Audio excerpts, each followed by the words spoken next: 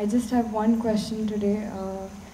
I believe you've talked about expectations, and I feel that sometimes I tend to be too inclusive in society. Oh, what is the too inclusive?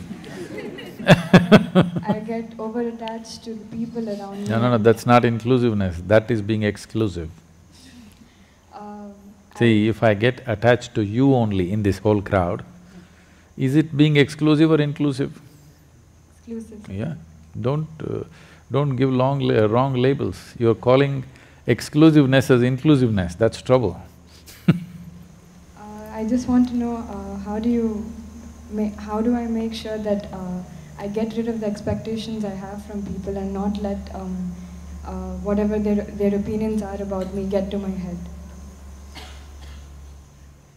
There are two openings which allow things into your head, these two.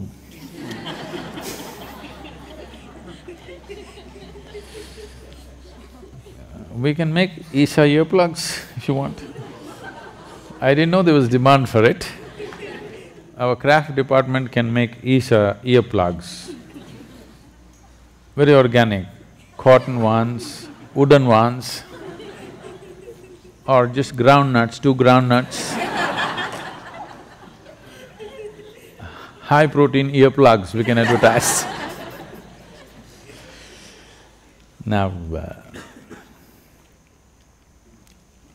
what you call as attachment is a natural consequence of exclusiveness. The moment you choose between one and the other, getting tangled up with it is natural. See, we've already gone through this today. We accept both filth and fruit, but when it comes to eating, we choose the fruit. This is a choice we're making. When it comes to physical activity, we choose. But when we just sit here, where is the need to choose? For a specific activity, choices are made. But for the rest of the life, there is no need to make choices every moment of your life. Inclusiveness means this. Inclusiveness does not mean you have lost your discriminatory sense. You have your discriminatory sense. Your discriminatory sense is useful only for performing action, not for being here. For being here, you need not be discriminatory in any way. To be alive, if you discriminate, it will not work. But to act, you need discrimination, otherwise you cannot act sensibly.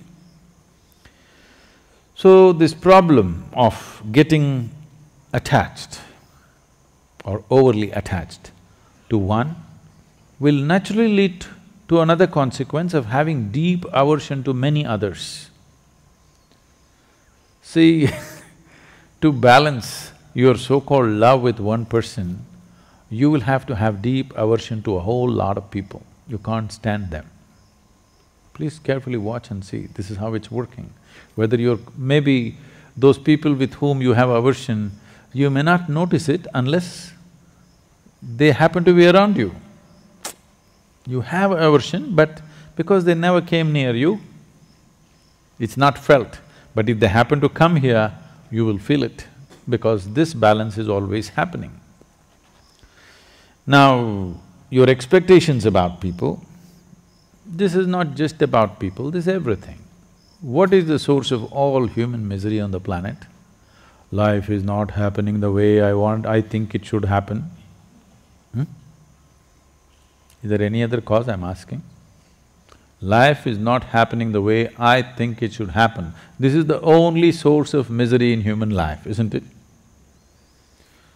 Tell me, is it easier to change your thinking or the world?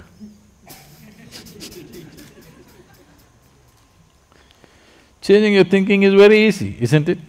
And first of all, now, when what you think is so important for you, have you taken this faculty of thinking into your charge? No, you're in a state of mental diarrhea. If everything that happens in your thoughts come true in your life, you're finished. Fortunately, they're not coming true. My blessing is, may your dreams not come true. Because the way you're dreaming, if all of it happens, you're finished. Because your expectation is coming from a very limited picture of life. If you want your life to yield in a maximum way, even in material life, I'm saying, in a maximum way, I'm not talking about some spiritual dimension, just in your material life, if you want to yield maximum in this world, no expectations. You know Shunya meditation? No expectations. No expectation does not mean you don't have an orientation. It is just that you don't… every moment you don't go about calculating, oh, I didn't get what I want, I didn't get what I want did not happen.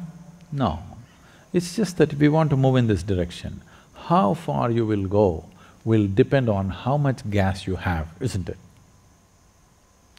And if you have expectation, you are wasting all your gas in simply revving up the engine all the time and you won't go far.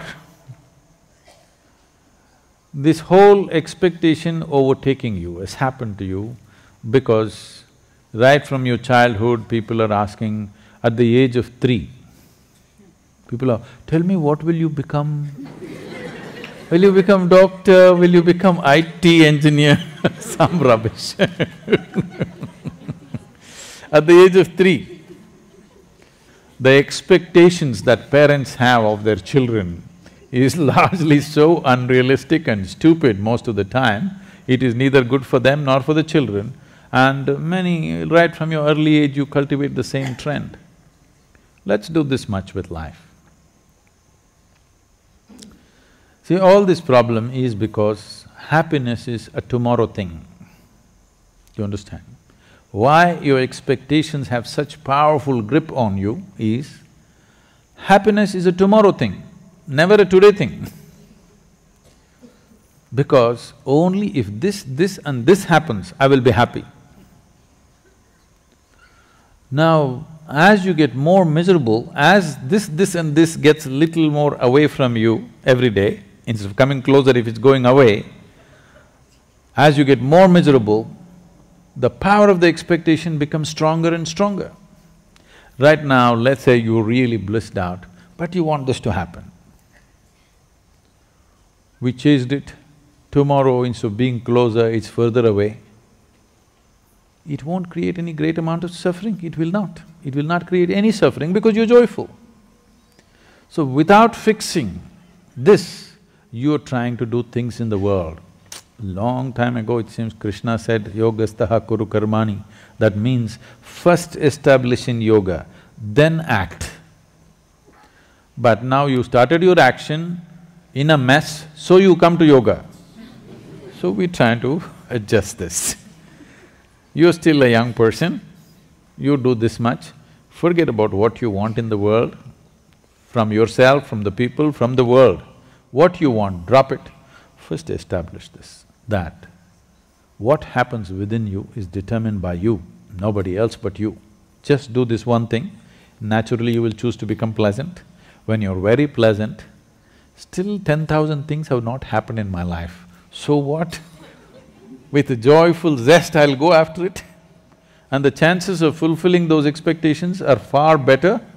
If they don't happen, who the hell cares anyway, because my experience of being here is wonderful whichever way. Without fixing the fundamental, we're trying to run away. We've not fixed this, but we are trying to take this somewhere. This is trouble. If you want to drive your car, you must see first it's properly fixed. 2 wheels are loose, it's on the jack. Now you try to drive, you know it's going to be a disaster. You're still a young person, there's no need for anything to happen in your life right now. This is a time to establish yourself. This is not a time to drive. If you drive before you fix the wheels, it's going to be painful and disastrous. Don't do that to yourself.